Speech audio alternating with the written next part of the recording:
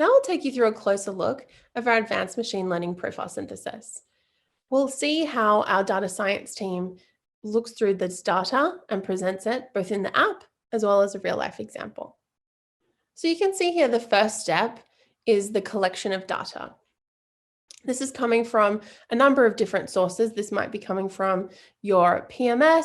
This could be coming from contact list uploads, Wi-Fi vendors. We have an open API, so we can obtain data from practically any source.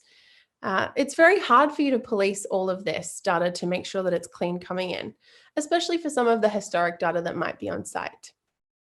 So you can see here as a human, if I look at this, I can get a pretty good idea of which of these profiles might be the same person.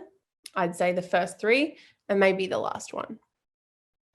But for a machine, we do have to train it for it to understand a bit better.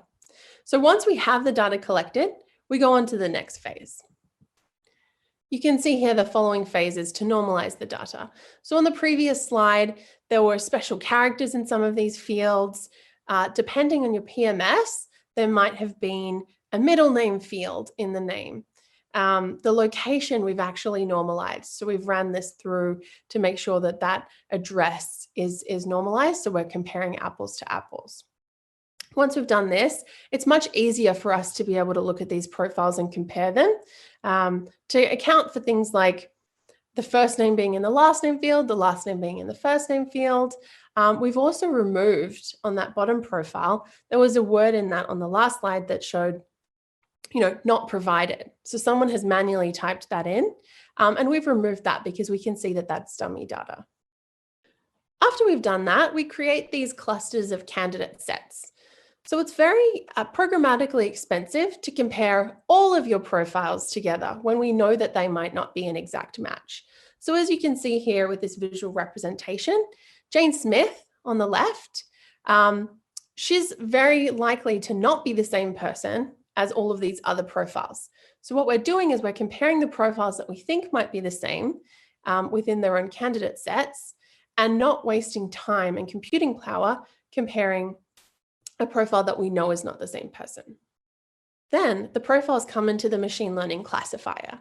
And so you can see here we've indicated each profile by a color. And what we do here is we compare whether we believe that these are the same profiles. So we give them a degree of confidence in the match. As you can see in the graph below, we believe that the orange, purple, and green profiles are a match. We have enough confidence in the fields that we're comparing to say that they're the same person. Whereas this profile indicated in red, we don't have enough confidence to say that that's the same person.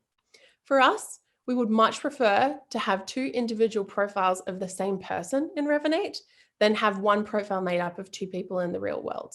Obviously, privacy and data security is our #1 concern. And we want to make sure that we are not overlapping any data that's not the same person. In the future, perhaps this red profile, C. Brettel, checks in tomorrow or a week from now, and they might provide their phone number and their email address. And it might be that this is the same person. And so when our machine learning algorithm runs in a few days, it will say, hey, we actually have enough confidence now to merge these profiles. And so then in the future, these profiles may merge together. But for now, they're separate.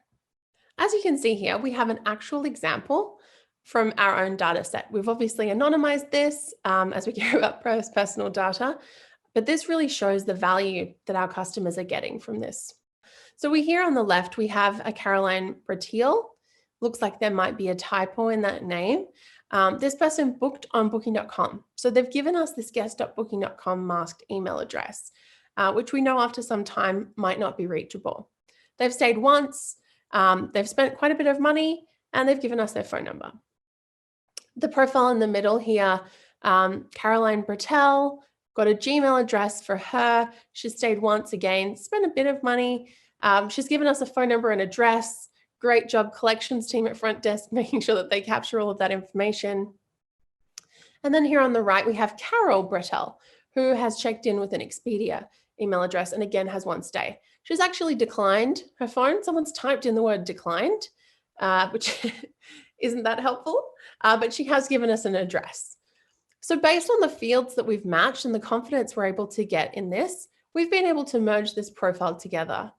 So through data science, we can ignore these masked email addresses from OTAs. We know that we shouldn't be doing an exact match comparison with those because we know that they're made up.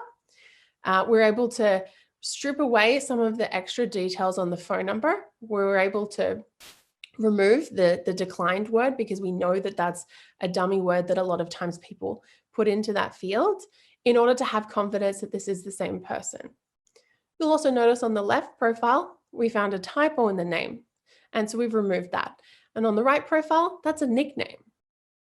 We have a lot of features built into this algorithm that ensure that we're able to account for things like typos, nicknames like this. We also have a library for phonetics. So perhaps over the phone, someone took a booking from Caroline and they thought Caroline might start with a K. We're able to account for all of that as part of this algorithm. And all of a sudden, you can see at the bottom in this resulting profile, I have a profile of Carolyn Brettel, who has stayed 3 times. She spent more than $1,000, and I'm much better able to understand who she is across my portfolio. So this is incredible. What I once thought were 3 individuals who did not have repeat stays, I now know this is a valuable guest. She continues to come back. I'm able to do far better targeting and segmentation to her. As you can see here, I have the address now. I can do some pretty good targeting. I can communicate with her if I need to. And most importantly, her email is reachable. This is great. It really helps understand your guests in a much deeper way. Perhaps she checked in one time and she played golf. Now I'm able to market to her knowing that, whereas previously where there was 3 distinct profiles, I wouldn't have known that. This visualization helps explain the value of this across your group. So in a lot of cases, our hotel groups might have different PMSs on site. They might not have a good understanding of guests who are coming and checking in multiple hotels within the portfolio. And you can see here we've merged a profile with different email addresses. We've combined a rich guest profile on the group level that sort of tells you much deeper information on who this person is, their lifetime value, but it also allows the group as a whole to better understand this guest. I was talking to a customer the other day who said, before Revinate, they would have a VIP guest who had stayed 100 nights, 100 stays at their Chicago property. And they sort of said, hey, I don't drink alcohol. Then this really VIP guest, really important, valuable guest would check into Los Angeles and get offered champagne on arrival. And it was just something so small as that Revinate really allows you to better understand that guest across your portfolio, allows you to show those preferences to the other property if they need to, so that property would know on check-in, hey, offer him a mocktail. This is the way to make sure that he has a very valuable stay that he remembers, and then he continues to be loyal to that portfolio. Now I wanted to give you a bit of a look as to what profile synthesis looks like within the application. So this is the group view for group accounts to see profiles across their portfolio. On the top left here, you can see we have clean profiles. So these are the number of profiles that are in your database after profile synthesis. Beneath that, we have the total or the raw profiles. So this is an account of profiles that we've ingested over time for this account. Obviously, a lot of those end up being merged, which is indicated in blue in the middle here. So we can see here there's 80,000 merged profiles. The difference for those of you doing back of the napkin maths here, we have about 210,000 profiles difference between the raw or the total profiles and the clean profiles. And they've ended up in 80,000 profiles. So a lot of those merged profiles actually have more than 2 profiles made up of them. Beneath that, we show you how many profiles we have where your own database had the real email for that OTA masked email. So we know a lot of OTAs will send you a temporary email with their own domain. We do our best to look across your database and find the real email of that guest. And we show you this number so that you're able to acknowledge that is a repeat guest where you wouldn't have otherwise been able to. We have a count of no email profiles. Obviously, email capture is a really high priority. So watching this over time is really important, and making sure that we're capturing emails wherever we can. And beneath that, we have average stays. So our philosophy, as we get better and better at profile synthesis and we merge more profiles together, your average number of stays will increase, not only from our profile synthesis, but also as guests continue to return. Where previously you had 2 individual profiles who had stayed 1 night each, if we merge those together, that's 1 profile who stayed twice, thus increasing the average. Now, if we jump into the graphs here, we can see on the left, we have a chart of the total clean profiles. And you can see it has a breakdown of the group level, as well as the properties. In this case, the sum of the properties is actually greater than the group. And that's because there are profiles, individual profiles in each property database that are joined together on the group level. So this is really exciting. It's demonstrating how many guests are actually staying across your portfolio, how many guests are in different databases. If we look at the chart below at cross-property profiles, this really helps highlight that. So you're easily able to see brand loyalty sort of at the click of the button and segment on that. And so you can see in this example, we have 7,000 profiles who are in more than 5 of your property databases. So they love going across the portfolio.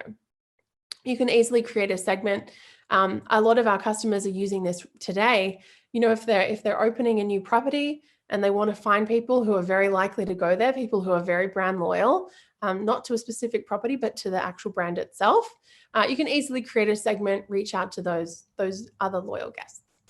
If we look to the top right, you can see a profile breakdown. So this is just showing us of our database, of our property level accounts, the total merged and no email profiles of those. So you can do a comparison. And beneath that, you can look at trends over time. So it's really important to watch how your database grows, watch how your merged profile count grows, watch how your no email profiles decreases as we merge more of these profiles together. So you're able to see snapshots in time. You're also able to dig a bit deeper and look at this for a specific individual property, or you can look at it over a different time period. For the property level report, which either properties within a group or independent properties have access to, they're able to see quite a few of the same stats. So you can see here, they're able to see clean and raw profiles, the merged profile count, but they also have a little bit of a look into profile distribution by stays. So you can see here, it's really important. Obviously, we are all driving for repeat guests and making sure that after post-stay guests are coming back. So what we do here is we have a bit of a breakdown of your database by how many profiles have no stays, how many have stayed once, and how many have stayed more than once. And you can see we also look at this month over month. We look at these trends over time. You can also look at this by no email. So we can look at this profile distribution by people who don't have an email address on their profile. A lot of our customers are sort of, you know, they begin to question properties if they have a really high count of profiles who've checked in twice or more who don't have an email address. So it really helps us monitor this over time. And then beneath that, we have the trends graph on a property level. So you can see here, you can jump into any time and do a real deep dive of what your database looked like at that time, how profile synthesis was going, but also how you've grown since then.